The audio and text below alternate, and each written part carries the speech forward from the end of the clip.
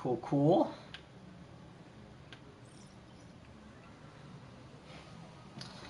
Nice. Making sure we're live. I think my microphone is on, otherwise I would be super embarrassed. I know there's a crime going on right now, but we're going to ignore it, even though it's coming right towards us. Let's see. Oh my god, it actually is coming right towards us. It is right next to us, my god. Well, we'll just skip it for now and just wait for... What's up, guys? Franco, my man, happy holidays, my brother. Merry Christmas. Arachnid Man, what's up, dudes? What's up, everyone else joining chat? If you are joining, thank you all for tuning in. Merry Christmas. Merry belated Christmas. Happy holidays. Happy Hanukkah. Merry Kwanzaa, of course, if you're celebrating any other holiday. Peter on the phone at the best/worst possible time. Let's see here. Just waiting for more people to join the chat. I think you guys can hear me. I made sure to turn my microphone on. Representing, of course, with some Spider-Man signature attire. Now, this is not from Christmas. I got this ages ago with one of the collector's boxes for the game. But since I've worn the Santa hat in previous streams, now I'm representing our boy, of course, for this final stream. This, I believe, is going to be the finale for our Miles Morales PS4 playthrough. Kid President 2.0, what's up, dude? Isaac Perez, Arachnid Man, David Henry, what's up, guys? Merry Christmas, Merry belated Christmas, Happy Holidays, get Shrek'd. Hopefully you guys got what you asked for Christmas. Hopefully you were nice and not naughty. Hopefully Santa delivered the goods. No PS5 for me, so nothing on that front, so we're still doing it on PS4. The PS4 peasants reign supreme, as you guys know. No PS5 under the tree. Although, in a way, I'm okay with that. Of course I want to play the game right now, like on PS5, for sure. But in a sense, I did not, like, for me personally, I didn't acquire, like, a PlayStation 4. The PlayStation 4, I think I brought this up in a previous stream. The PlayStation 4 console came out in 2013. And I didn't get a standard base PS5 console or PS4 console until they released Batman Arkham Knight with the PlayStation 4 silver-themed console bundle in 2015. That's when I got a PlayStation 4. So I waited 2 years until I got a PlayStation 4 back when they released. And for the PlayStation 4 Pro, when the PS4 Pro came out in 2016, when Sony announced like a 4K enhanced, graphically, you know, up-resed version of the PS4 with the PS4 Pro, I still had my PS4 base standard one at the time, but I didn't get the PS4 Pro, I didn't upgrade until the Spider-Man PS4 bundle came out. So that's also another 2 years. So I've waited way long periods of time to acquire like a next-gen console, and I feel like the same thing might happen here for the PlayStation 5 when they hopefully will unveil like a special symbiote-themed PS5 bundle or something for the console itself, maybe in 2022 or 2023. So I'm just checking, waiting for more awesome people. Hopefully you're staying safe, of course, enjoying the holiday season. I know yesterday was crazy.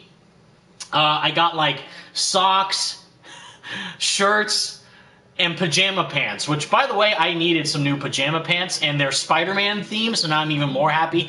I lounged around in those all day today, so that was ecstatic for me to experience.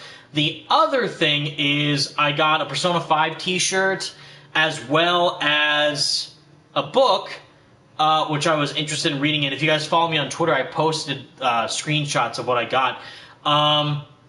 And headphones. I needed new wireless headphones to listen for editing YouTube videos, and I got a pair which I think are similar to the pair that either Miles wears in the game or the ones that you've seen influencers unbox and unpackage on YouTube, like those Miles Morales themed headphones that Sony gave to certain content creators, not me. But they unboxed them, and it has like the red Spider-Man symbol on the side of the earmuffs, and it's like similarly in the style of Miles' headset in the game, which is very cool. And Franco, my boy, no, nothing Persona 5 related, except for a t-shirt I got. I posted this on Twitter. It was a t-shirt of Joker just in a cool pose, black and red t-shirt. No, like, figurines or statues or anything. I'm 22 years old. I'm at the point where just receiving socks is good enough for me. But hopefully you guys got what you wanted, whether that's a PS5 or just being able to spend time with your friends and family and share the holiday cheer with everyone from the safety at home. That's more than enough for me to see, and hopefully you guys are enjoying every little second of it. So, Joshua Gerard Marco, I have Spider-Man headphones, but they don't work anymore. That sucks, dude. I'm sorry. Ghosty, me too, but in my case, 2014, I wanted to play Last of Us Remastered and got the console with 3 games. I see, like a bundle, you mean? That's very cool. Yeah, for me, I got the Arkham Knight bundle with Batman Arkham Knight and the silver-themed PlayStation 4 console with the base PS4. And it looks sick. So, I think we're waiting 5 minutes in. I just want to make sure that you guys are in the stream, sharing it, liking it, sharing your joy with it. My throat feels a bit sore, so I apologize if I pause during the stream. But what we're going to do here, as you see from the title, this is the finale of our Miles Morales live streams series of Let's Plays, pretty much. I also love how Miles' room looks. Sadly, you can't go back into his room after you do this little side mission, but how he flat out has his Spider-Man suit just on display, and you see the masks for... Fun fact, this is the, the gift suit mask, and some people think this is the standard Miles Morales mask. Wrong, this is actually the Crimson Cowl mask, since you see the lenses are the different shape from the Crimson Cowl suit, which looks fantastic. And even, again, on a PS4 Pro, this game looks freaking amazing. Like, it still looks super detailed and high quality.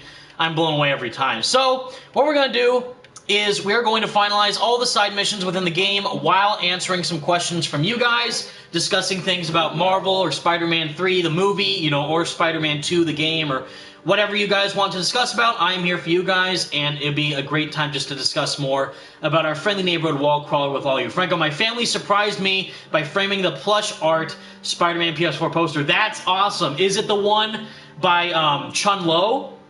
Like the one with the anti-ox suit and the advanced suit cracked in half? If so, that is a fantastic gift. I wonder how does the frame look, Franco? Is it like more metallic? Is it like texturized in the way of the artwork? Because the artwork is like a silk screen mesh of like print mixed with like some type of artistic patterning. And my frame, I went to a specific frame store, fun story for you guys.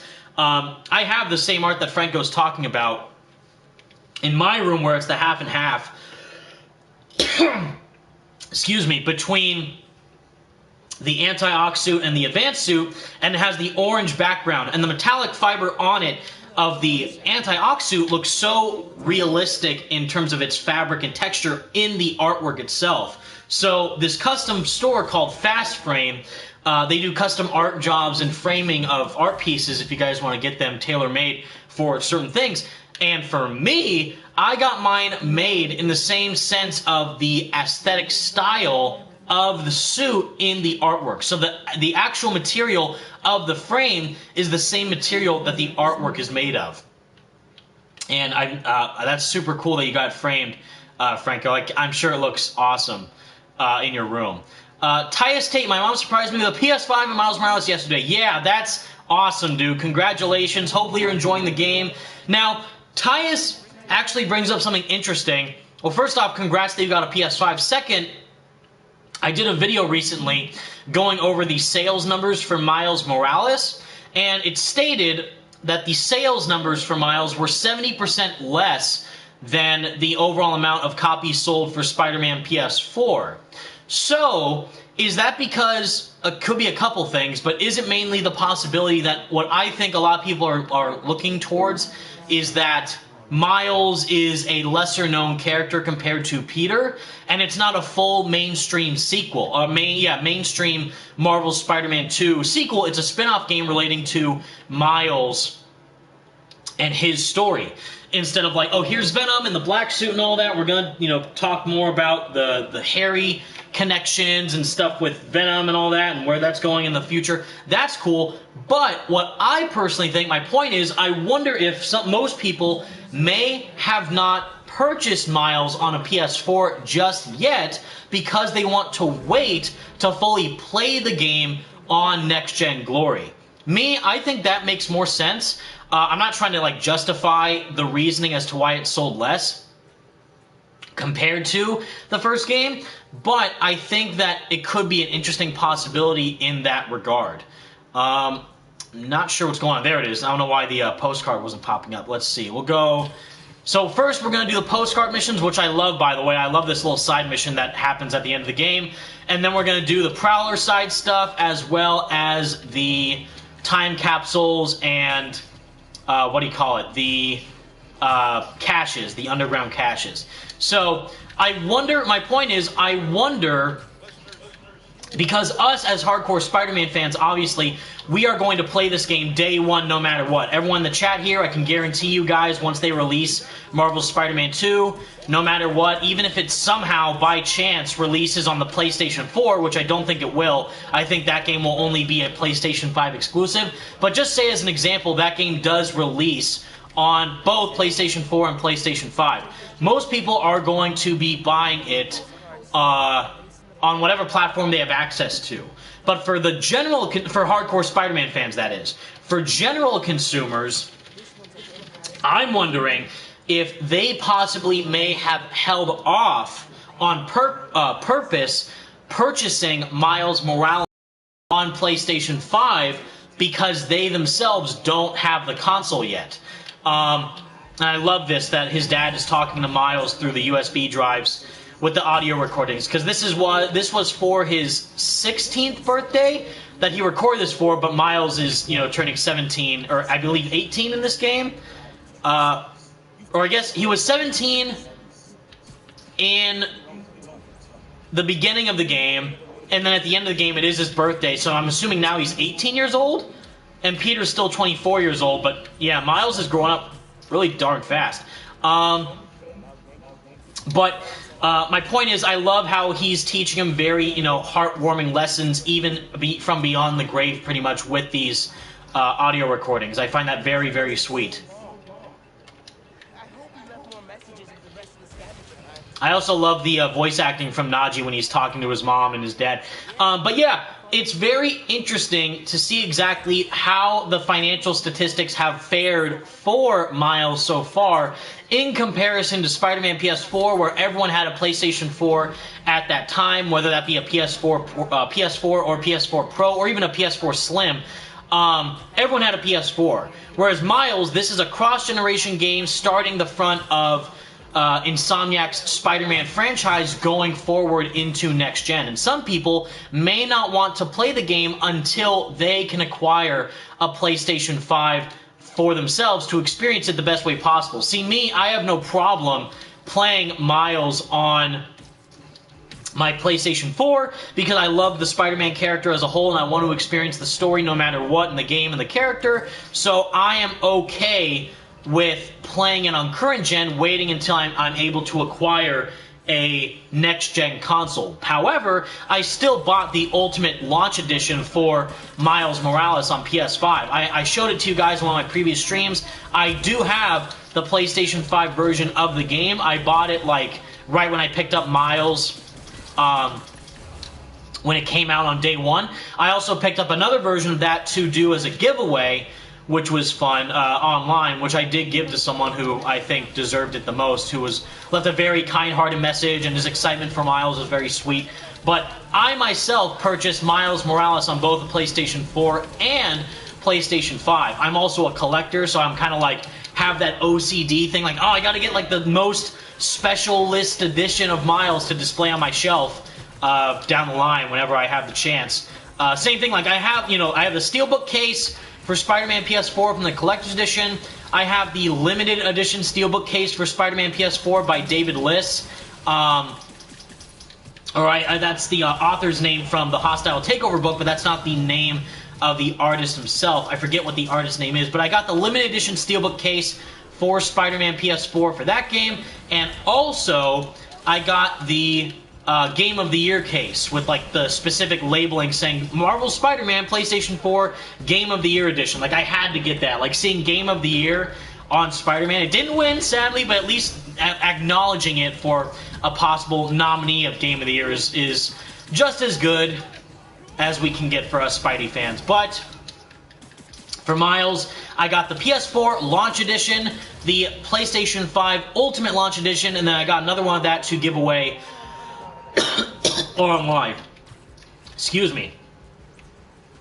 There's something stuck in my throat or something. I'm sorry if I... And no, I don't have COVID. Don't worry. I'm just coughing for unrelated COVID purposes. But still not fun either way. Let's see.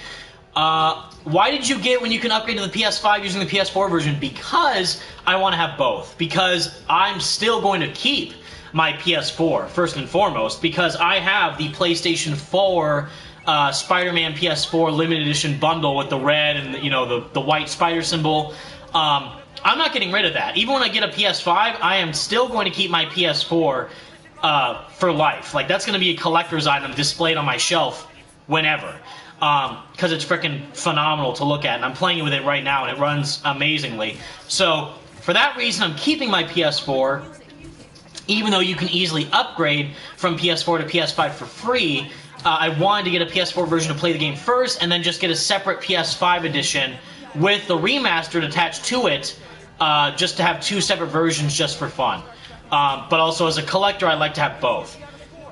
Ooh, here we go. High up the Empire State Building, nice. Let's see, Dylan, I'm a big fan of HTO McCallum. I would like to talk to you about both Spider-Man games, if you accept my party invite, please, Evan. Let's see. I think Franco might... I love how they directly guide me to where the postcard is. That's funny. I think Franco might invite me to a party. But if not, if he's still in the chat, that is. If not, I will try to see if I can join your party, if at all possible. But right now, I'm just happy to talk to you guys through chat and answer your questions if you guys have any for me. And share the love for our friendly neighborhood Spider-Man. Let's see. The Web Slinger, Evan, do you want co-op in Spider-Man 2? Only if done right. We have discussed about this previously in other streams. Right now, it's not a necessity for me. For me, I want the necessity of the sequel for what they can develop for Miles's and Peter's playset is to enhance the parkour and swing tricks even more for Peter, just like they did for Miles. Like Miles is already a great step in the right direction with his swinging and tricking.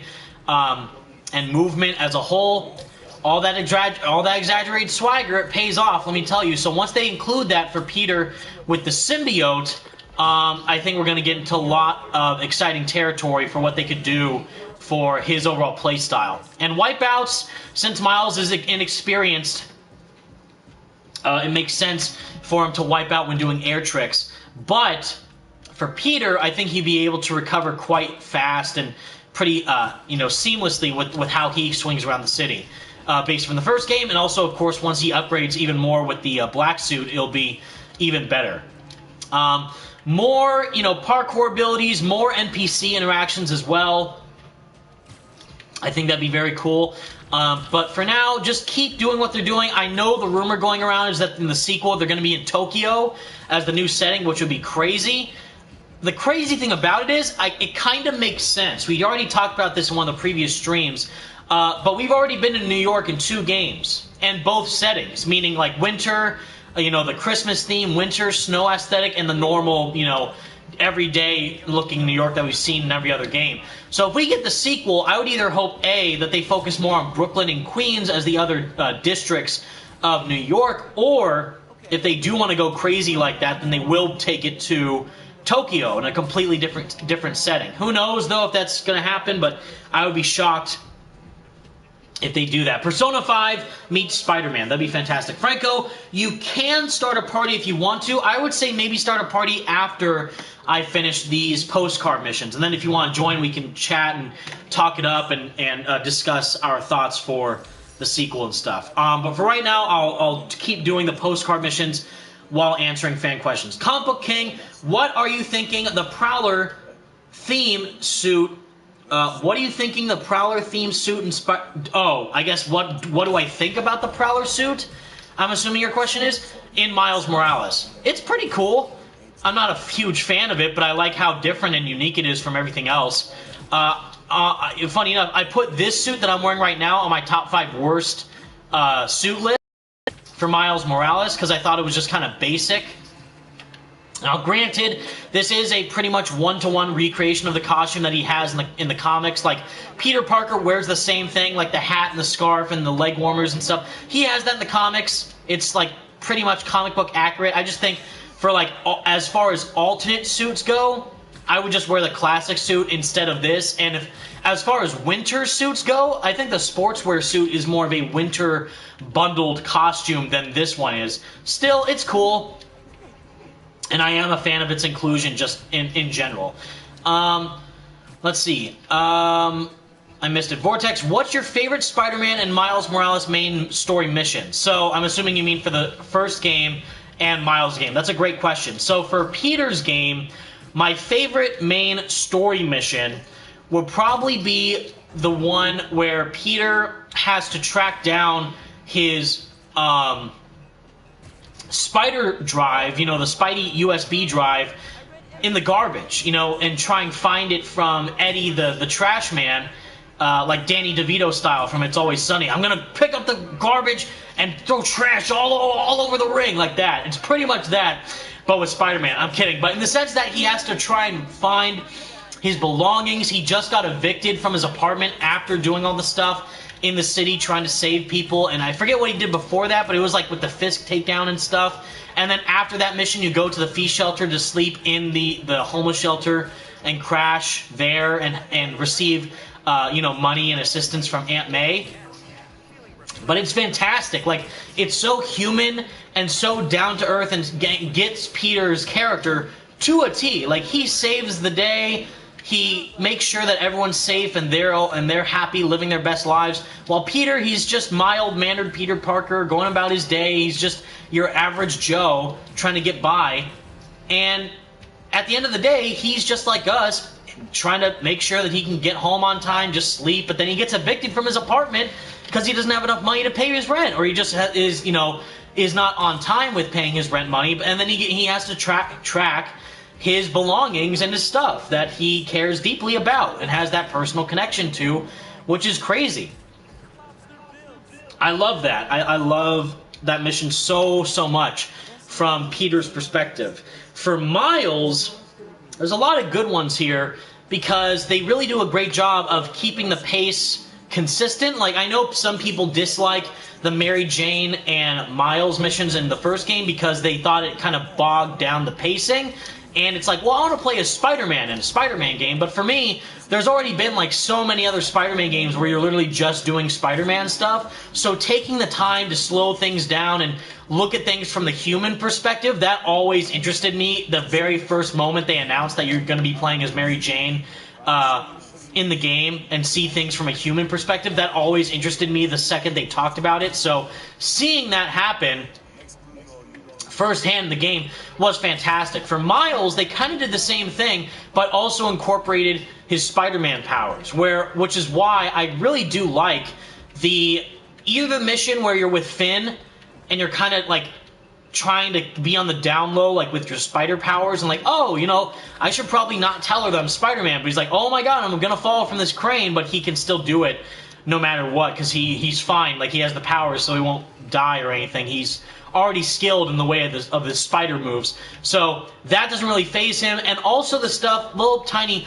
main slight mission, but the Christmas one, the Christmas dinner mission where you're at home and you crawl outside the wall to try and light back up the lights and then crawl around the building. It's a little bit like excessive. Like, he could have just gone back the way he came in, but he felt the need to like go back through the like dining room area through the window, which made no sense from a logical perspective, but just him doing that in general was like, I love seeing Miles and Peter do spider stuff outside of their costumes. Like that. I also really like the mission where you're in the Fee Shelter as Peter and you're trying to find out Martin Lee's secret hideout in his little secret evil lair, Mr. Negative lair, in his office in the feast shelter, and you're just crawling through the vents as Peter. I love that. Like, and he's like trying to be conspicuous, like no one's here in the feast shelter, and he just web zips up in the vent. Like, I love him doing that so much. So Miles doing the same thing is fantastic. Hashwadvanen, sorry if I pronounced that wrong. Have you finished the main game? Absolutely, yes I have. I've beaten it like 4 times already. It's fantastic. It also helps that it's shorter because I can just replay through each mission as fast as possible, and you can replay through individual missions as well. So it's fantastic.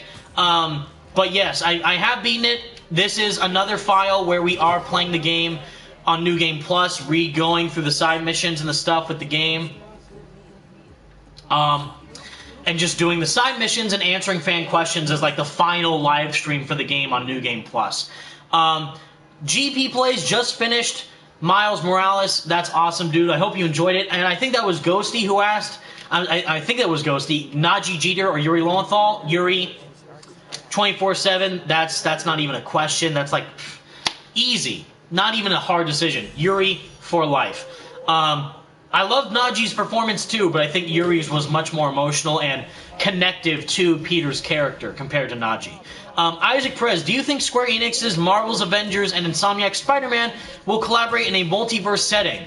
No, Isaac, because they confirmed that they will not. Because they already confirmed online that the Insomniac Spider-Man universe and the Square Enix Marvel's Avengers universe are in 2 separate universes. So the Spider-Man that is going to be featured in Marvel's Avengers is not the same Spider-Man that is within Insomniac's game. Now, the thing is, though, about that, they're not the same character, but we don't know who's going to be playing Spider-Man.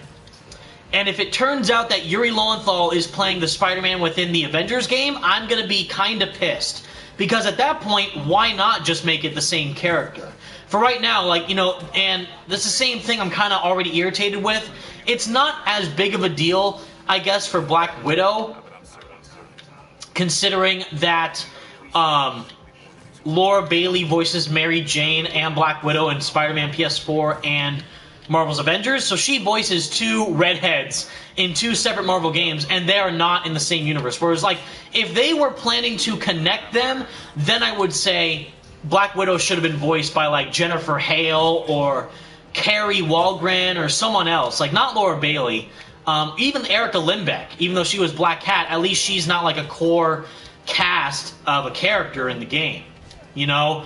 Like, Erica Lindbeck is a phenomenal voice actress. But, so, same with Laura Bailey, but she's Black Widow, like, all the time. And same thing with, like, you know, Travis Willingham as Thor, but he was Kingpin, so it's like, okay, there in Spider-Man PS4, Travis voiced Kingpin. So it's like, well, at that point, those lower, lesser, you know, lesser needed characters, that's okay, I guess, for them to be voiced.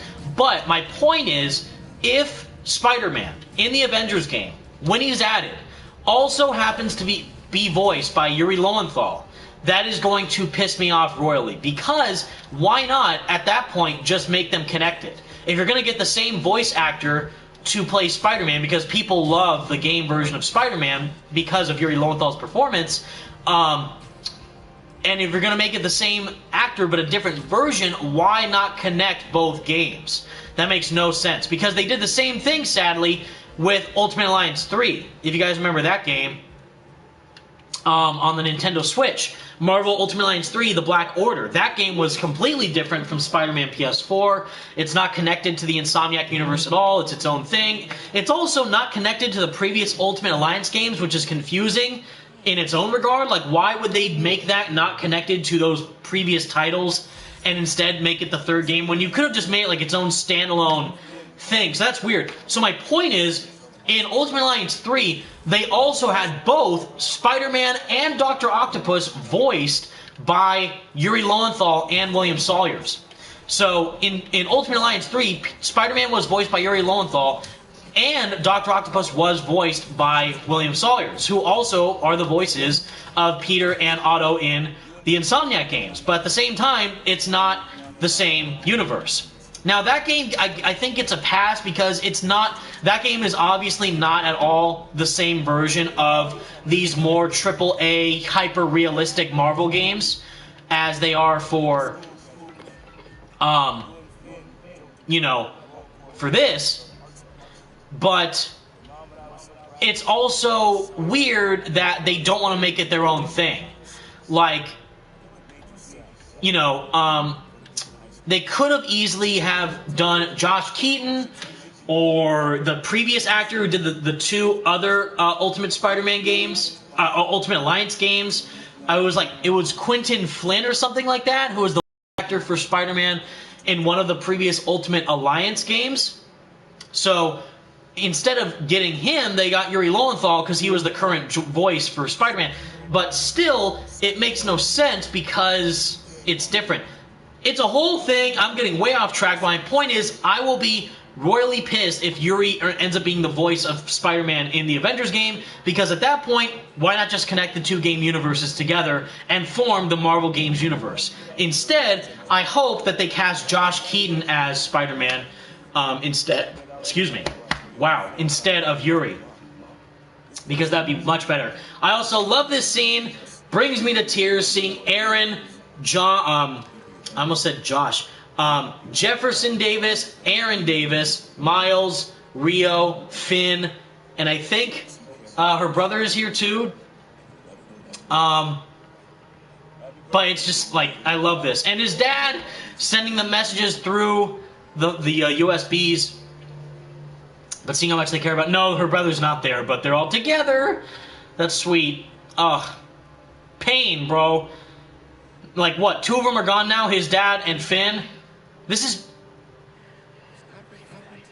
That was good. I wish it was a little bit more emotional.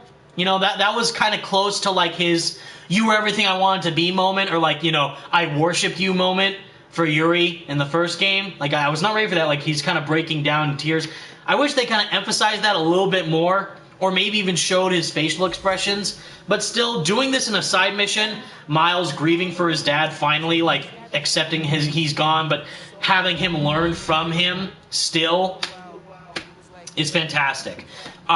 Let's see. Franco, when you play Miles on PS5, you do Fidelity Mode, Performance Mode, or Performance Ray Tracing? I will do the 60 FPS RT mode, the best of both worlds. The 60 FPS and Ray Tracing, because that seems like the most ideal version of the game to play.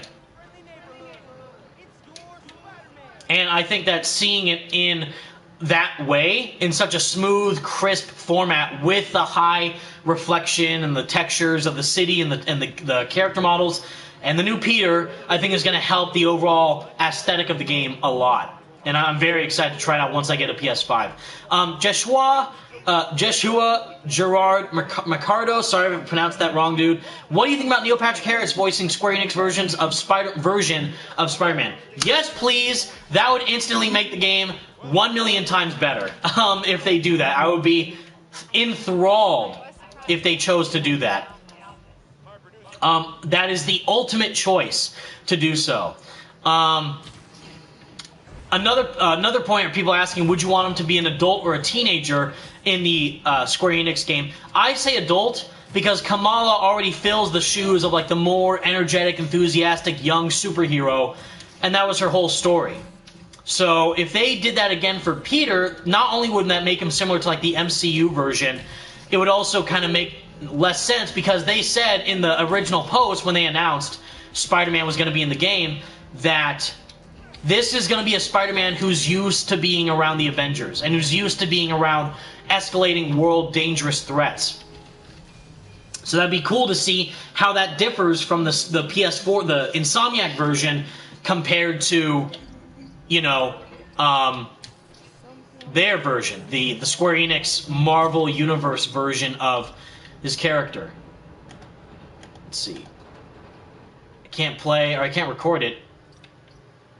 Not trying to leave the mission. I'm trying to get the thing, but it wouldn't let me record it for some reason. Another thing that people are wondering is what's going on? Ready to record? Wait, go record it. There you go. Another thing people are wondering, which I don't think will happen. before I answer the other questions I see from Ghosty and Franco. Well, really quick, Franco, do you think we will get the Dragonfly suit in Marvel's Avengers? If we don't, the game is instantly utter trash, even more so than it is now. No, I'm kidding.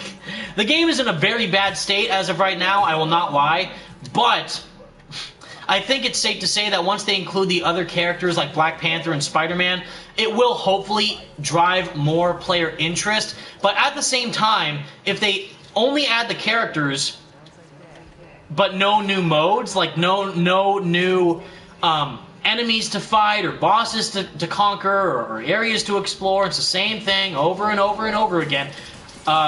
Even if they include characters like Spider-Man or Black Panther, I'm not really going to waste my time. I checked out Kate Bishop, you know, like a couple days after she was, you know, updated to the game. Like, she, you know, it's a free DLC character.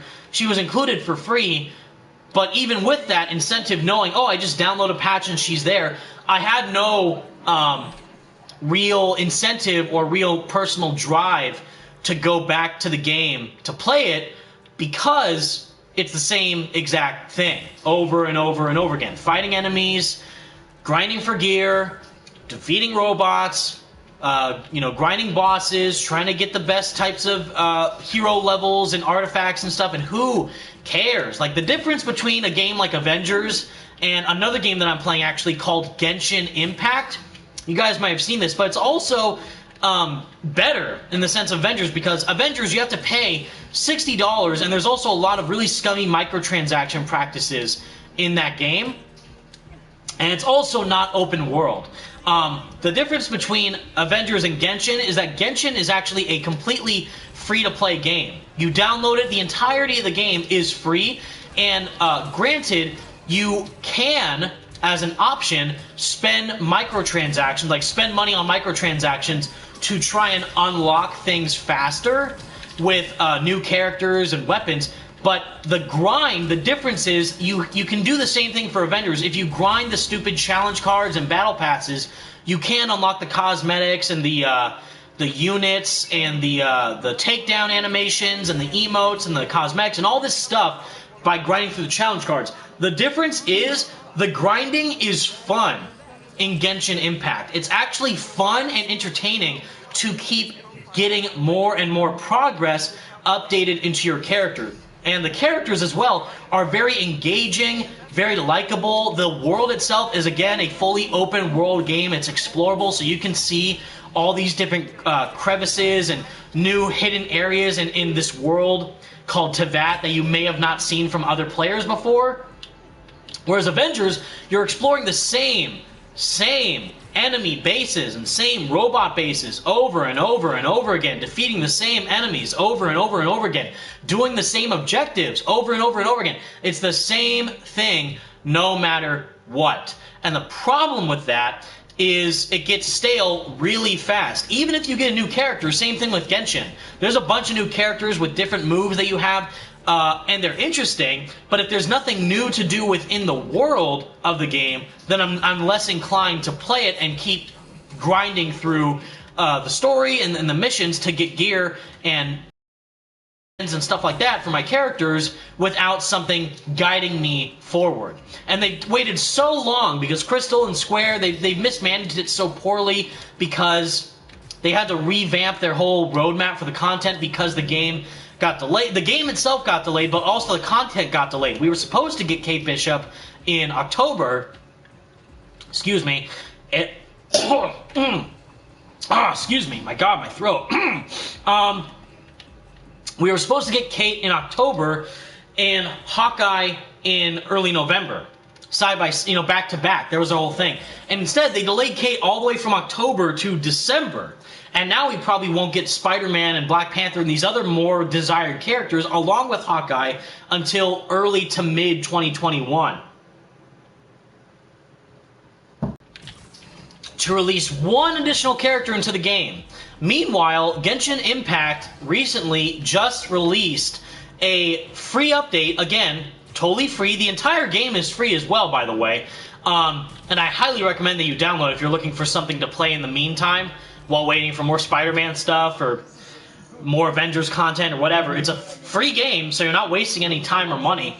And it's highly worth your time because it's a very, very fun game. But the point is, it's free. The world is explorable. And what I was trying to say is on the 23rd of December, they added a brand new region to explore in the entire open world that adds new enemies, new story content, new characters, new weapons, new events, new gear to add on to your character, new missions, new collectibles, all this new stuff. And it's engaging, it's fun, it takes time to invest into the story in the open world in a good way. And I'm like, ugh, I have to take out, like, what, the 1 millionth aim robot in this same base I've explored time and time again. Like, it's different, it's engaging, it's entertaining, and it's fun. And it's also multiplayer. Like, it's single player mainly, but you can team up with friends online if you want. And the grind is fun, you're making progress that actually feels like it's going somewhere. And it doesn't feel like it's just a meaningless grind for the sake of being a grind. Like, Avengers did not have to be an online looter-shooter RPG live service game. The only reason why Square Enix decided to do that is because they thought that would make them the most money. And in reality, they didn't even make their developer costs back yet for Avengers, which is insane. Meaning that the game did not break even when they released it. And it's a big property like Avengers. And yet Miles Morales, even though it sold 70% less than Spider-Man PS4, it still made its money back and is getting amazing reviews, you know, from people, and they love the game and they love Spider-Man, and they think that's a great stepping stone into the Insomniac franchise. And alongside of that, it's also cool to see where the universe can go next with Miles. Avengers just, God, you know, whoever, you know, no disrespect to the developers because they obviously care about the game. I can vouch for them myself because I interviewed both of them. Both of them meaning very important individuals from Square Enix and Crystal Dynamics, with Noah Hughes, who's one of the main creative directors of the game, as well as Andy Wong, who is the main community manager over at Crystal Dynamics. So they care about the fans and the community and the game itself and the characters. It's the higher-ups at Square Enix, like Franco was discussing with Franco Greco, my main man, Yosuke Matsuda, who was saying, oh, the game won't totally outsell Spider-Man PS4 and the Arkham games. Like, ha, yeah, okay, sure. Money talks, and your game did not. Like, it didn't deliver, and in fact, it's in a very bad spot. And the only way they can get themselves out of it, because again, that's why I don't feel too much sympathy for like CD Projekt Red or Square Enix for these games, because they're willingly making these games or doing these business decisions that they are in full control over. Like, they knew that they were making the Avengers game this grindy, repetitive, looter-shooter-filled game, and CD Projekt Red knew that they were going to release the game unfinished with Cyberpunk. And look at how poorly Cyberpunk turned out. Well, the game made its money back in a day, so there's no problem there. But the overall amount of trust and connection and bond that the consumers have built with the company has been completely tarnished. And same thing with the game. It's now like a full meme.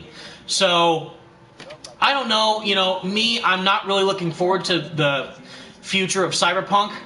Because first off, I don't own the game, but second off, I think that CD Projekt Red did an incredibly bad move for a business perspective to their consumers. They lied to people, they mismarketed the game, false promoted aspects from it, and I just think that's a waste of time and effort when they could have just delayed it again, because they say they're going to be including patches for the game in January and February. If that's the case, why not release the game in February when all the patches are added? Oh, that's right, because money. Because they care about money, and they wanted to make a profit with the Christmas season, which is why they released it when they did. And it's kind of dumb.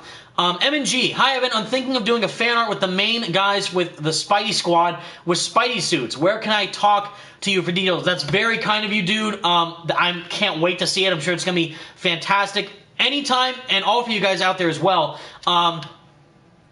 If you guys want to message me directly or privately or want to ask me something or invite to chat. We first off have a Discord server for the Spidey Squad that you guys can join in, and I always have it as a link in the description for all my videos. I'm sadly not really there too much because I'm so busy, but all the other Spidey Squad members are there and having a great time. But for me personally, if you guys want to get in contact with me directly, I would say you could either, message me, DM me on Twitter, or even try and message me here on PlayStation, because I always try and friend back people who friend me online and see what your guys are sending me and messaging me with your posts. And it means a lot to me when I see you guys, send me very nice, heartfelt messages. That really means a lot. Let's see. Sorry I went on a whole tangent there about Avengers and Spider-Man and the game. There's so many elements of these games that I care about. One of them is the overall way on how these games can succeed with financial profit and fan reception. So that's why I think it's important that if you guys are interested in the gaming industry, you really keep focused with what's going on with these companies like Marvel and Square Enix and CD Projekt Red, and speak using your wallets, meaning, make investments with your money that you think will be worthwhile. Like, if you think, like, for example, if the next Spider-Man game from Insomniac, God forbid, looks like trash, and you think that it looks god-awful and terrible and glitchy, and you don't want to pay for it all, and they did the symbiote, a disservice, which I don't think they will, but in the worst possible scenario, say the sequel looks absolutely terrible, and you know that it's going to be bad, I would recommend to not purchase the game until they add in all the needed fixes and bug patches and updates to make the game as best as possible. I recommended the same exact thing for Marvel's Avengers. I said the campaign was okay and serviceable and actually does tell a very heartwarming story with Kamala Khan's character. The sad thing is the game is completely bogged down by the whole multiplayer, looter-shooter, grinding elements of the live service format. And there's not enough content in the game to keep players invested, and clearly that spoke volumes because the game is such in a poor state financially and receptionally from fans that it didn't even make its profit back. So in my review for Avengers, I specifically said I would wait to buy the game until they add in more characters. And the only character they've added ever since its release in September is Kate Bishop. 3 months later. That is bafflingly bad. So hopefully they can upgrade it in the next coming months with 2021 down the line. But for right now, I would still say wait, even if there's a discount for it on the PlayStation Store for Avengers. There's a discount price for the game that you can buy thanks to the holiday sale. And I still would say don't buy it because they haven't included enough modes to keep you invested. The grind is not fun. The story is serviceable, but that's not the full element of the game. And I would instead say either save your money for a PS5 or just play Miles Morales instead. 100 people in the stream. Thank you all for tuning in. If you're just joining, Merry Belated Christmas, Happy Holidays, Happy Kwanzaa, Merry Hanukkah, all the happy holidays you could think of. Hopefully you got everything you wanted from Santa himself. Hopefully you're enjoying time at home, spending time with family. Where's the... I know this one's weird. I think this one's either with the sign. I have to go far away or something. I'm too close, so back up a bit more. What if I go up here?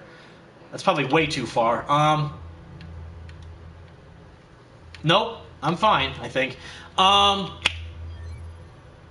Yeah, these are probably my least favorite side missions in the game. I like the messages that Uncle Aaron has for Miles, but the finding the sound stuff and the overall beat that Miles makes in the end is kind of trash. I'm sorry, but like people are like, oh yeah, this beat is sick, bro. Like, is it? It doesn't, really evoke the exaggerated swagger of a black teen through Miles's beat mixing. But I will give it props for being original with the city sounds, and Uncle Aaron trying to be creative enough with his mixing, and also how that connected to him and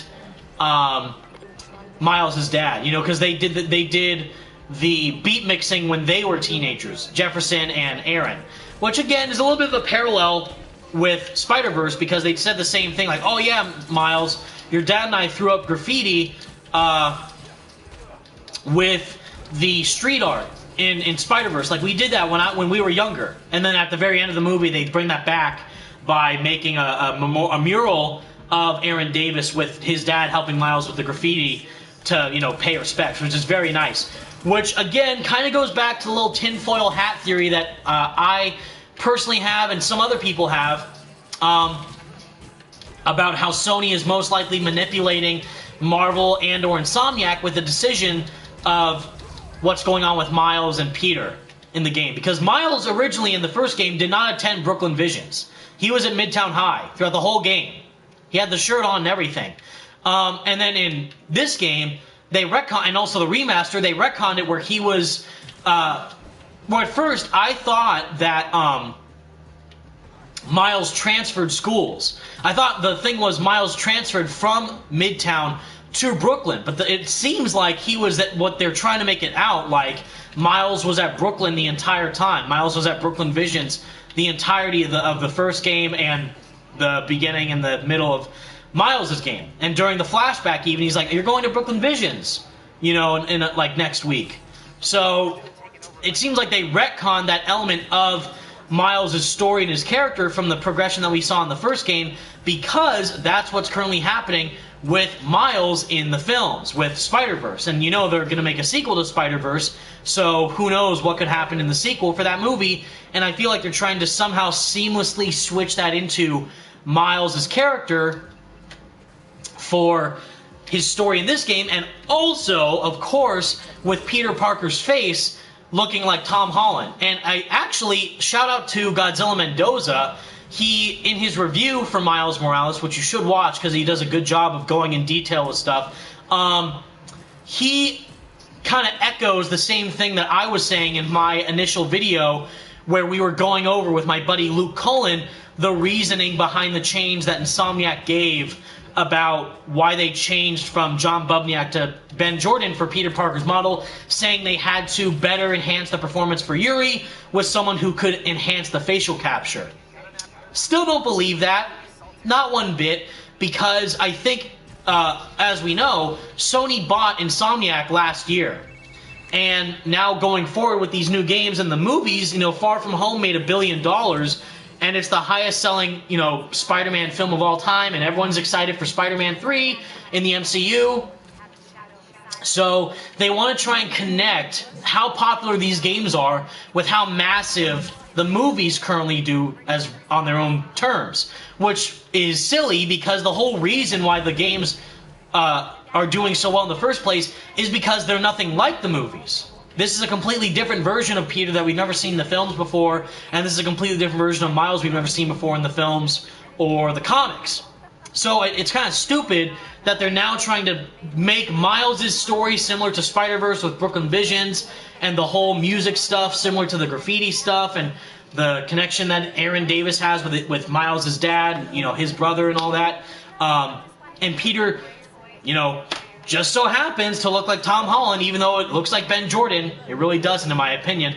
But it's kind of sus, Among Us style. It's kind of sus, vote him out style. I'm very sus on the whole matter. But that's sadly the business perspective of the whole thing, which I'm not a fan of. But again, like what I was saying, is that if they somehow make a decision with the next game or Avengers or whatever product that you are personally excited for in the future, and you don't like it, make them know that. Speak with your wallet with something that you care about. With Avengers, I'm not buying any of the costumes or the DLC skins or the credits they have to pay for. Like, granted, all the updates with the characters are free, which is great on their part. But do not buy the microtransactions for the game for characters and cosmetics unless you really want to, I guess. Like, I'm not trying to force you to not do something if you really do want to do it. But to let them know, oh my god, Avengers didn't make its money back. Why is the game not selling too well? It's because people are smart enough to not waste money on pointless microtransactions for the weird structure of the game and its format. And that's also, can be said if they lack story content for a game, or the game just comes out buggy like Cyberpunk or whatever. Don't pay. Don't spend your money. Save your money for something that's more worth your time and effort and hard-earned cash. Because these developers don't owe you anything. We care about the projects they're working on, and I'm sure they themselves care about the project they're working on as well.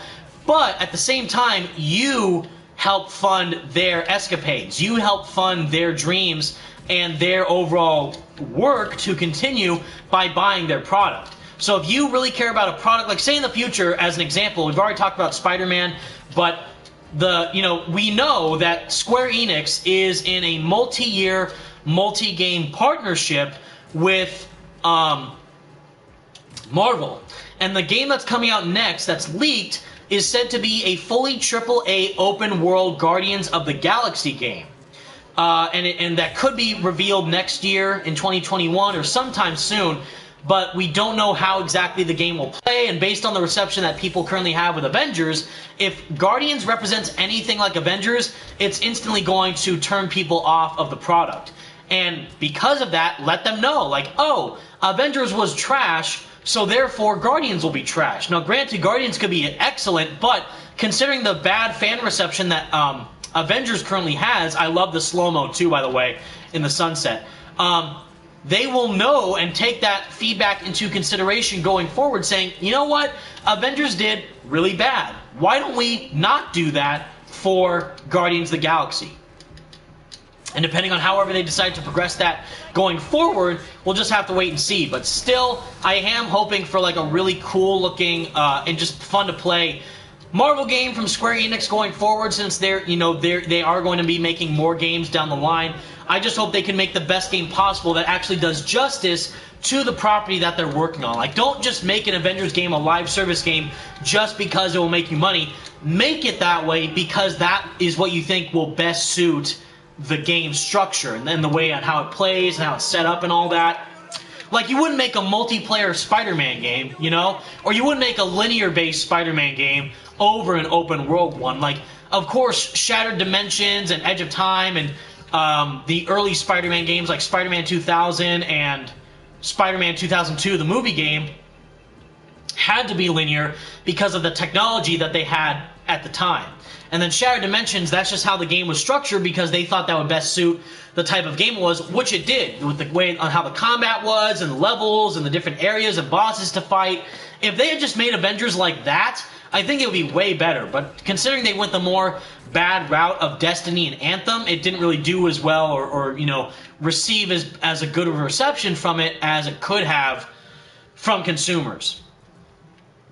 But enough of me rambling. I also really want to quickly touch upon, I was trying to get to Franco's question ever since back then, is people are theorizing now with the model, because we have Ben Jordan as Peter in the Insomniac universe, but we don't know how Peter is going to look like in the Avengers game.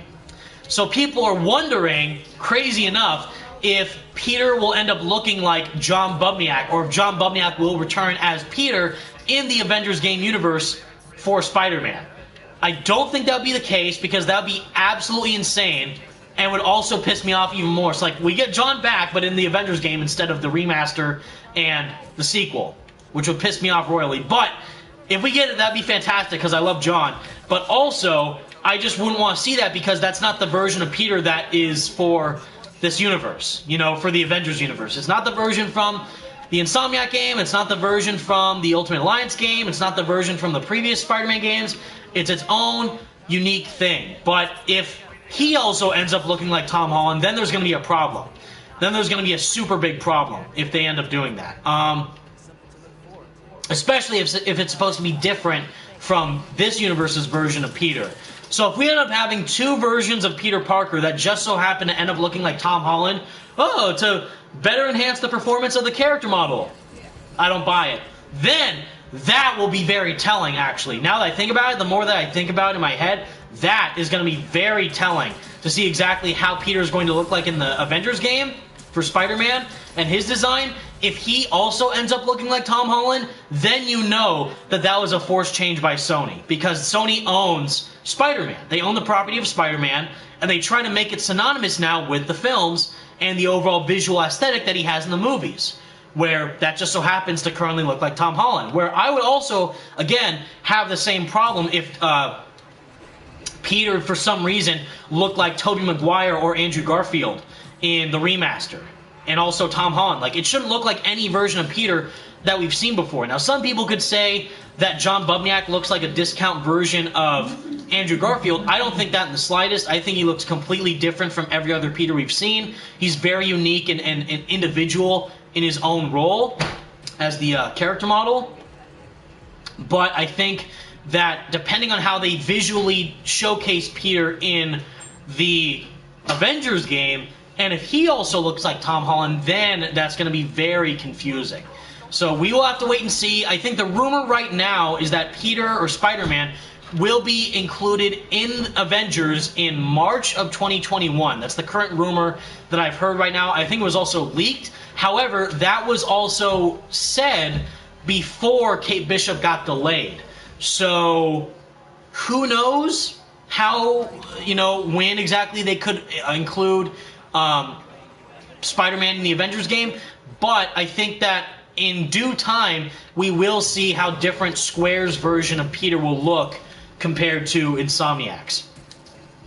And if he's older, I'm hoping that, first off, my ideal version of this is that I hope Peter in the Avengers game is older than Peter in Insomniac's game. Because if they're trying to say he can team up with the Avengers and face these otherworldly threats and escalating dangers, then he should be older and more experienced even than the Insomniac version. Which could be very cool to see, especially if he's going to team up with Hulk and Iron Man and Captain America and Black Panther and Doctor Strange and all these characters down the line. That is a cool thing. I'm not going to lie. That is a cool possibility to see how that works down the line. It just depends on how exactly it's executed is what I'm worried about the most. But again, it looks like that the people there working on the game care about the characters. It's just that sadly the business orientation deal of that aspect of it doesn't seem to be meshing well with consumers or the way the game is structured.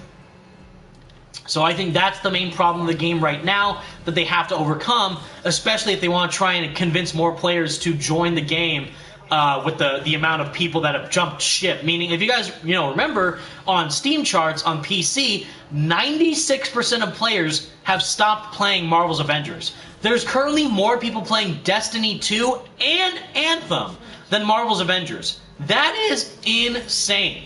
So that, again, is very telling of the amount of people not fond of how the game is designed or how the game plays or the characters or the microtransactions or whatever aspect you want to choose from. It's very telling to see people don't like this, and they will make that very, very clear by just stop playing the game, flat out. So if they include Spider-Man with the same stuff and they don't really add anything new, and they also make him look like Tom Holland or something weird, then that's going to be very, very strange.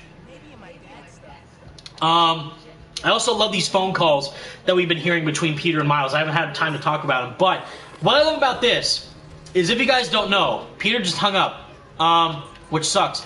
What Peter's telling Miles over the phone is a couple things. One, Miles and Peter are now seen as equals, pretty much, which is very, very cool.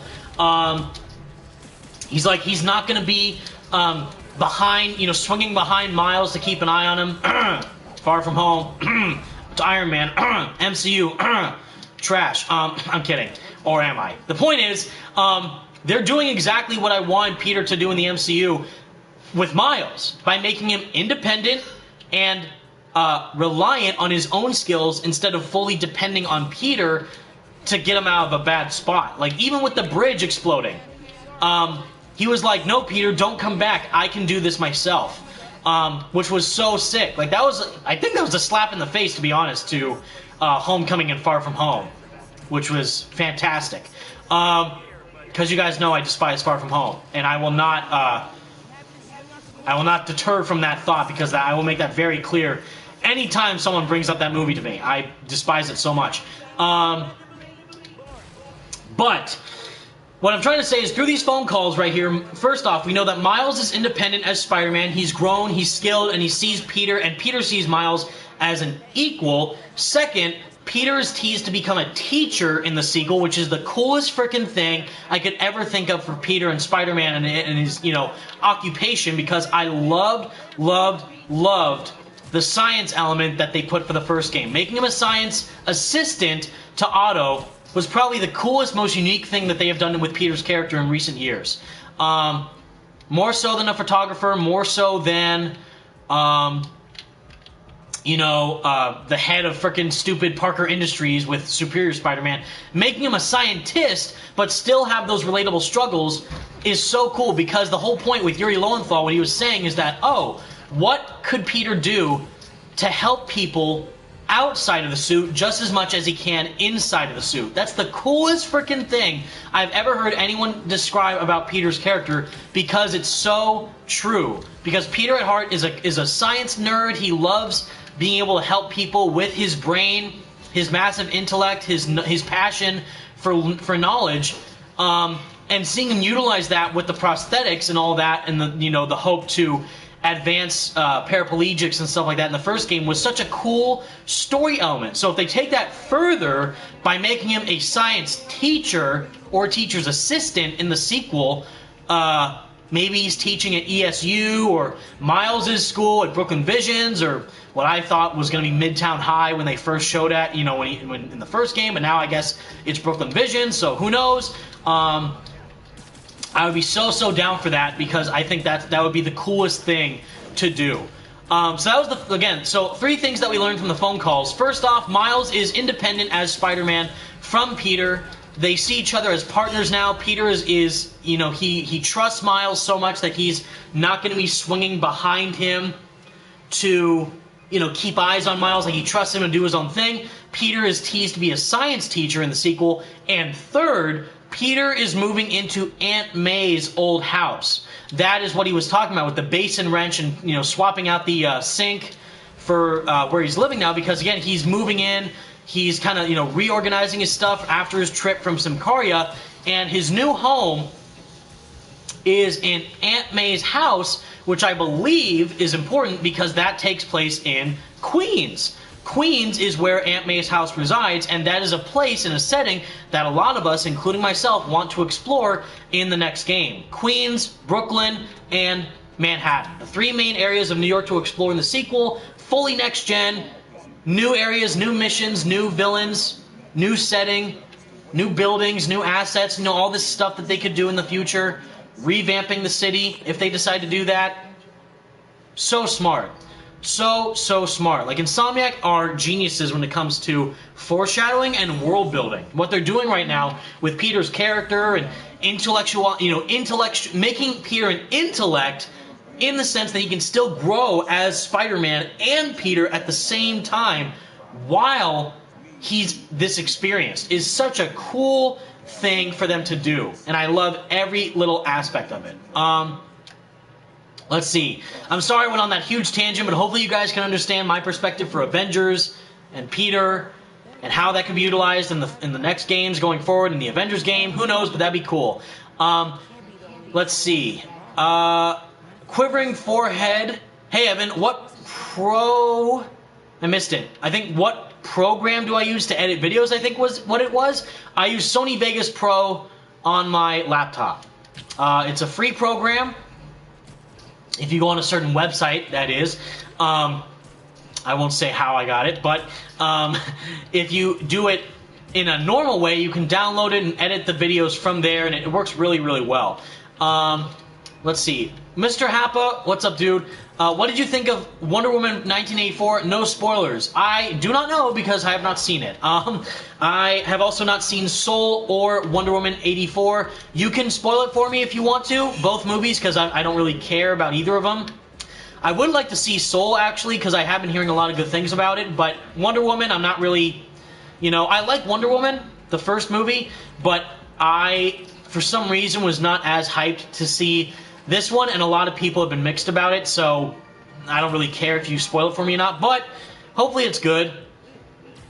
I really do like Kristen Wiig as an actress, and Pedro Pascal, the Mandalorian, as actors. So I would hope that their roles in the movie are at least passable, at the very least. Uh-oh, Miles, don't drown. Nope, I'm trying to get into the ship, into the boat. Wait, nope, I'm trying to, hold on. There we go. Yeah, I do not know about the movie, but hopefully you guys enjoyed it if you did see it. Out of all the DCEU films, and I will die on this hill right now, Man of Steel is like a masterpiece. Man of Steel is one of the best superhero movies I've ever seen, and Henry Cavill is fantastic as Superman. The score by Hans Zimmer, I'm not even kidding. The flight theme and the, what are you going to do when you're not saving the world, those main scores would not make the movie as good as it is without Hans Zimmer's inclusion in the film. Man of Steel is freaking phenomenal.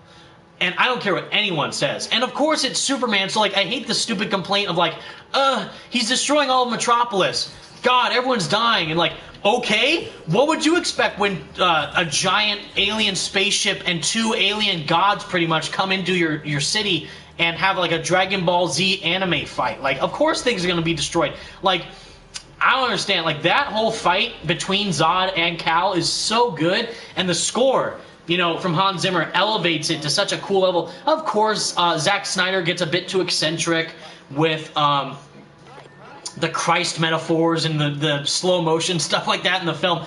But in general, like it really gets, I think, it understands Superman. Like all the descriptions and the symbolism of hope and inspirational guidance from Jor-El and Kal, and also from Papa Kent, as well. What's his name? Kevin Costner, who plays him. Is it Jonathan Kent? Is that his dad's name? It's something Kent. I just call him Papa Kent.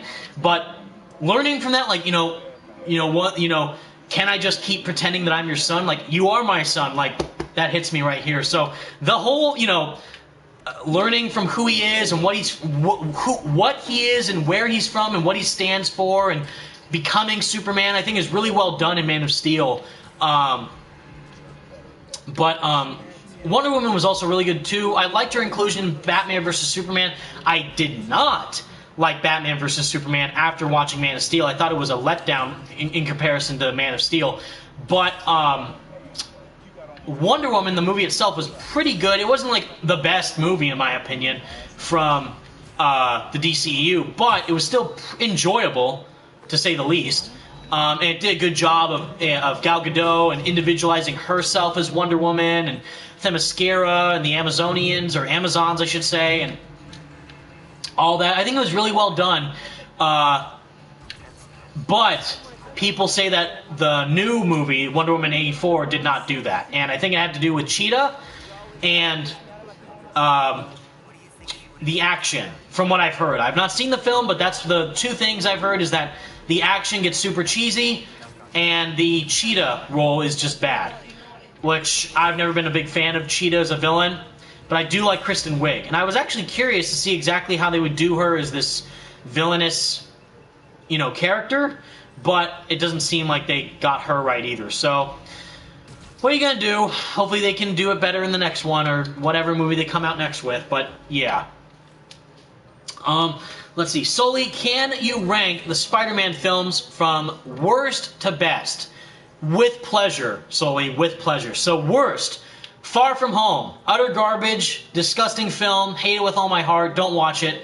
0 out of 5 on Rotten Tomatoes. Do not watch, waste of time. I just off half of the chat, but that's how I feel. I'm obviously being harsh on purpose to just make fun of the movie, but I can't stand Far From Home. Far From Home is worst. After that, The Amazing Spider-Man 2, then The Amazing Spider-Man, surprisingly enough, then Homecoming.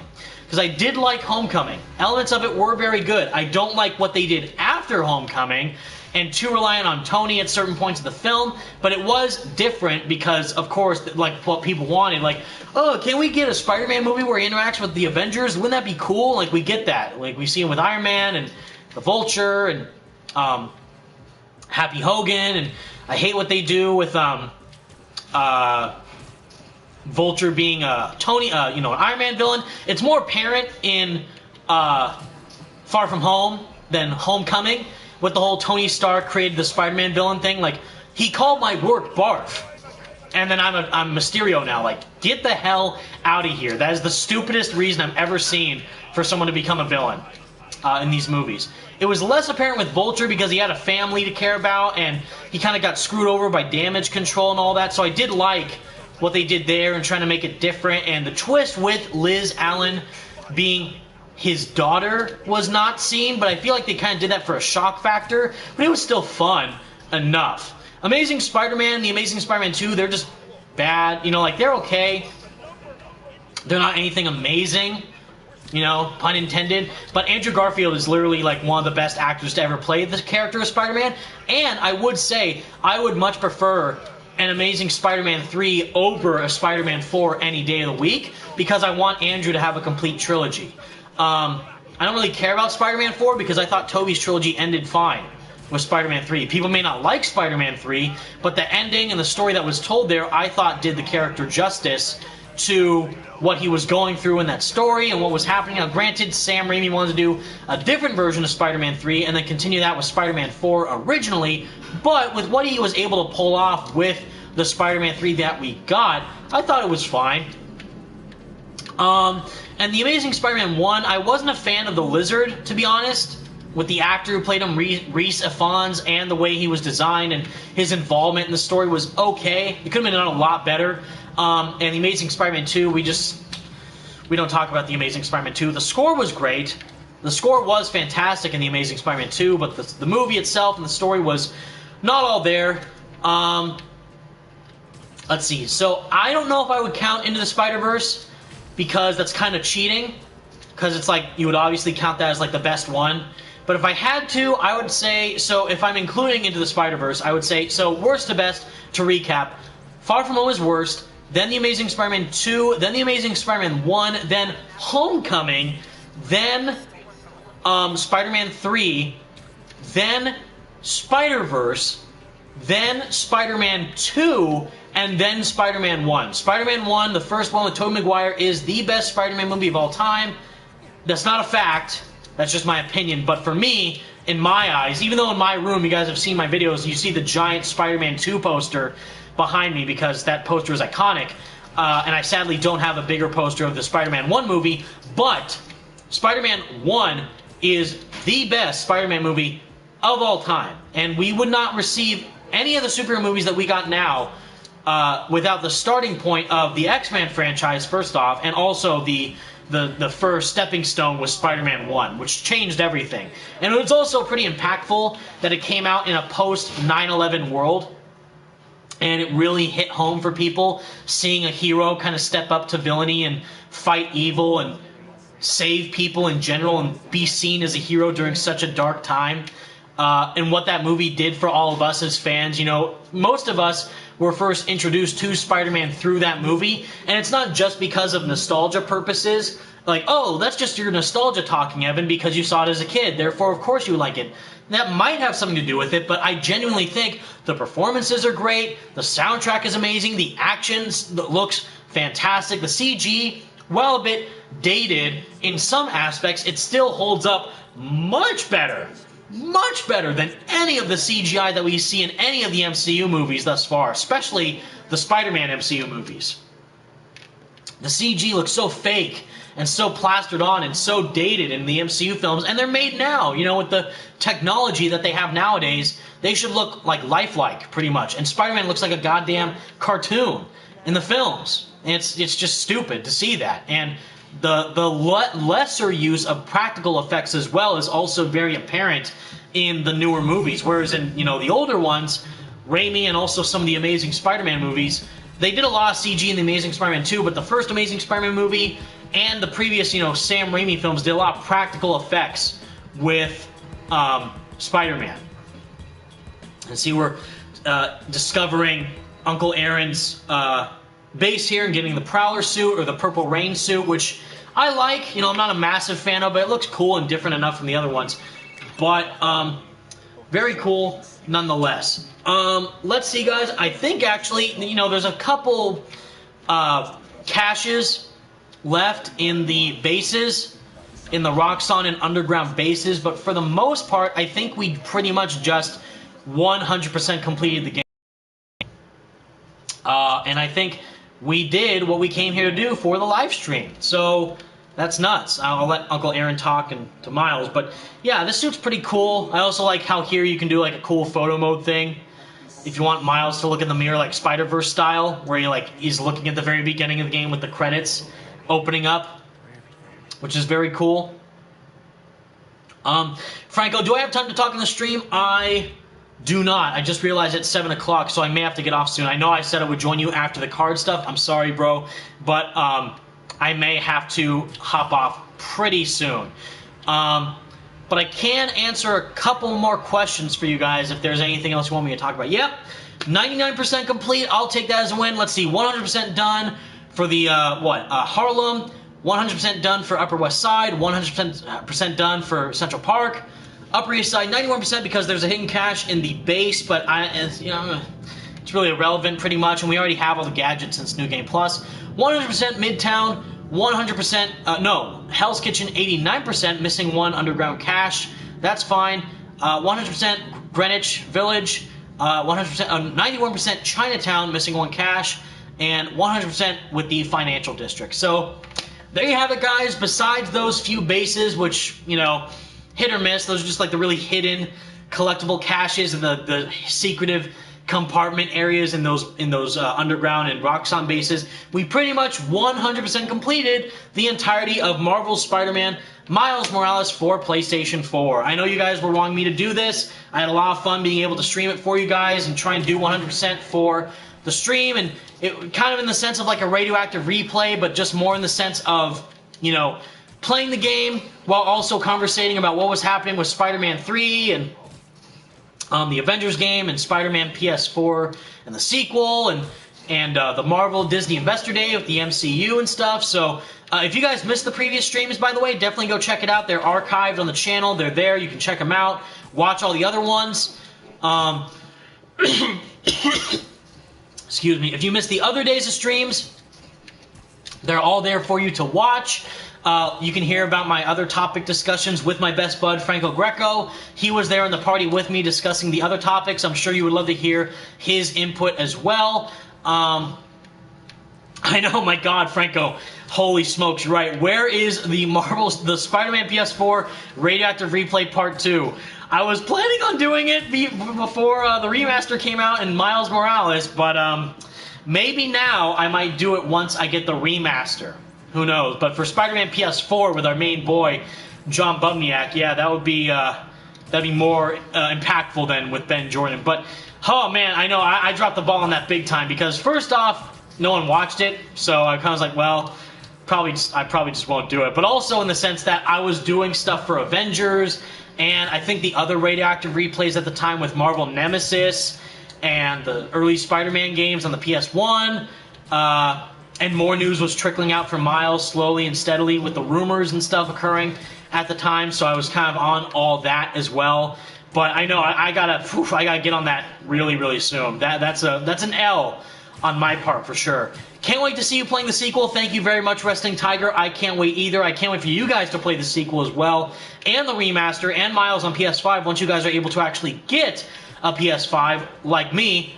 Meaning I'm in the same boat as you guys. I do not have a PS5, but once I get one, I'll be more than happy to play through the remaster of Spider-Man and discuss the news for the game with showing footage of it in action, because there were updates recently for Marvel's Spider-Man, the remaster on PS5, with the inclusion of the performance ray tracing mode that was included for the remaster and Miles Morales. However, I did not do a video about it because I don't have a PS5.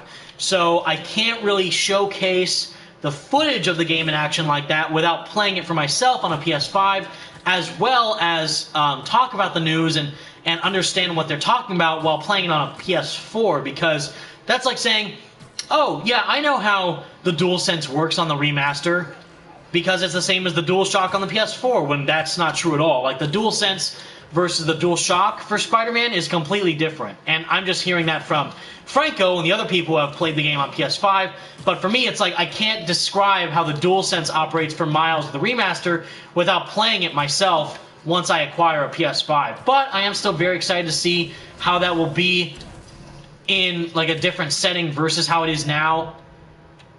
on the PS4 Pro, but still, on my PS4 Pro, this game looks really, really good. So I'm very happy with how it looks now. We still have our king, John Bubniak, of course, on the PS4 Pro, so that's a win in my eyes. Let's see, Ghosty, have you seen the Black Panther suit design for Marvel's Avengers game that got leaked and how Spider-Man would look like? I just hope it looks good. I have seen the leaked design for Black Panther. I tweet about it. I think it looks like garbage, and I hope Spider-Man does not look like that at all. However, given how Square Enix and Crystal Dynamics have designed the other Avengers, I don't have too much confidence in how Spider-Man will look in the game.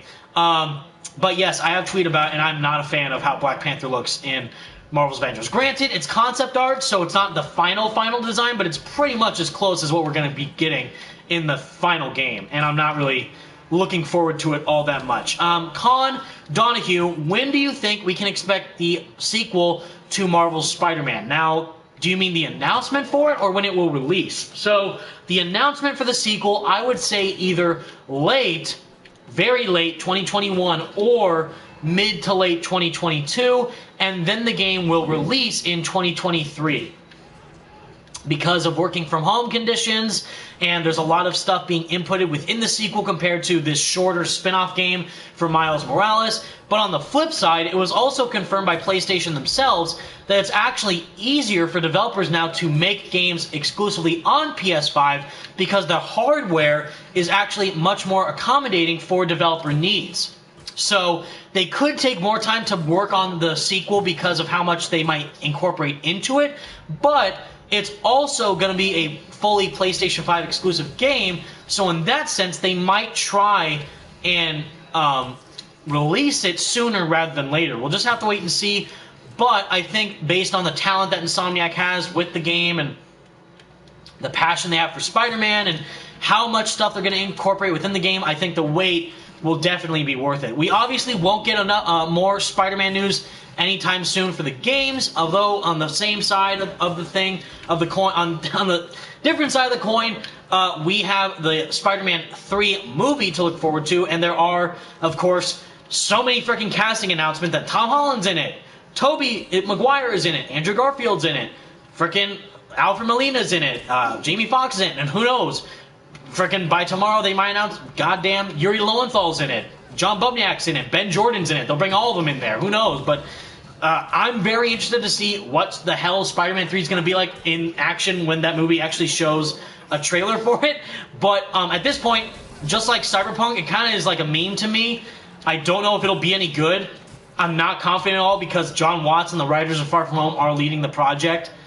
That's a big yikes for me right now. But of course, once the trailers are released, I'll react to it, of course, and if you guys are interested, I'll discuss the news for the movie when there is some, and hopefully it can live up to my expectations. But I said the same thing, like Far From Home, like, hey, I saw the trailers for Far From Home, I'm not really looking forward to the movie because it looks bad. Surprise! The movie, for me at least, was bad. So it's not like, oh, Evan, don't go in with a closed mind. It's like, the movie is literally promoting itself with a trailer. That's marketing what the movie will be. I don't know how you can't judge a movie based off a trailer because that's pretty much going to showcase exactly what the movie will be. Like, Miles Morales' trailers looked great, Spider-Man PS4's trailers looked great, and guess what? The game was great. Now, at the same time, you could say there have been bad trailers for good movies, and that is true, but for Spider-Man in the MCU, you pretty much get what you see with those movies. Like, it's different for those films because they're so formulaic, and you know what's going to happen. Now, granted, this is completely different because this is part of the Phase 4 lineup, and this is also taking place with post-Endgame and all that stuff, and who knows what's going on with the other Spider people and Doctor Strange, like how much screen time they'll have, so we don't know if they'll just be cameos or side roles or what's going on, so it's like, we don't know anything about this movie. We just know that it seems like it's going to be a Spider-Verse film in live action, but if the trailer is bad, I think for the most part, the movie will be pretty darn bad. Like, for example, I loved the trailers for Batman vs. Superman, for example. I thought those trailers were the best part about the movie. And the movie itself was not as great as I wanted it to be. It was good in some elements, but it wasn't as great as I would have liked it to be. And for Sony, specifically, I mean, Morbius isn't even out because of COVID, but that trailer didn't really invoke that much hype for that film. Same thing with Venom. You know, I liked elements of it because I love Venom and I'm a little bit biased towards that character and Tom Hardy. But the trailer was more on the lighthearted comedic side rather than like Joker, for example, which I want it to be, like dark and gritty and, you know, serious and intense and stuff like that. But who knows? You know, there could be, like, this could be the best Spider-Man movie of all time, and you guys could be beyond hyped for it. That's fantastic if you are. Me, I'm more of the wait-and-see kind of guy, especially when it comes to these movies, because they have not done a great job for me personally as a fan of the character so far. Whereas the games are fantastic in every way, so there's no need for me to be worried about, like, when they show a trailer for the next game. I'll still hate that it's Ben Jordan under the mask instead of John Bubniak, but the story and the character, you know, Yuri Lowenthal's Peter, it's still the same. It's just that he looks different. So even though I will hate seeing that, I will still be super hyped for when they show the black suit and Miles and Peter together and Venom, because we know Insomniac have proven themselves time and time again. So we'll just wait and see. But anyways, guys, that has been the live stream for Marvel Spider-Man Miles Morales. We've been streaming for an hour and a half right now. Thank you all so much for tuning in. Hopefully you enjoyed. Hopefully I try to answer as many questions as possible. Sorry if I didn't get to any of your stuff. Again, feel free to message me online on Twitter, or even here on PlayStation if you guys have a question for me or want to try and, you know, hang out with me online or something like that, or just ask me something about Spider-Man or whatever it might be. Let me know. I'll always try and be here for you guys, just like all you guys are here for me. I genuinely appreciate all your support. I hope you had a very, very Merry Christmas, Happy Holidays, Merry Kwanzaa, Happy Hanukkah, all the festivities you are enjoying and currently are experiencing. Hopefully you also have a very Merry New Year. I don't know if I'll do anything special before then. However, I will say, if you stayed tuned for this long, I tried my very, very best to conduct a very special interview before Christmas happened with a very, very special guest. Sadly, it did not work out. Both of our schedules have been very busy. We don't know if we're able to try and connect with each other before New Year's. If we are, hopefully I can try and get this video out / interview out with said special guest before the end of the year. I don't know if it'll happen though, but if the slight chance that it does, I would definitely say stay tuned to the channel for a very, very exciting discussion with someone who I think you will all find very, very appealing and enjoyable. With all that said, everyone, again, thank you all so much for tuning in. I had a blast being able to live stream this game for all you guys. The story's great. Miles Morales is a fantastic game. Play it if you haven't already, or if you're playing it on a PS5, hopefully you are enjoying it. Let me know your thoughts about the game and the differences between the PS4 and the PS5, as I would love to know. I haven't played the game on a PS5 for myself, so I would love to see what your input is for it versus current gen and next gen consoles. And my boy Franco, huge shout out to him. Without him, these streams would not be possible. Even though I'm sorry, bro, we weren't able to talk during the party. We'll definitely hang out soon online if we can. But for all you guys, again, thank you all so much for watching. Stay spectacular, Spidey fans. Have a happy holiday. And until next time, peace out.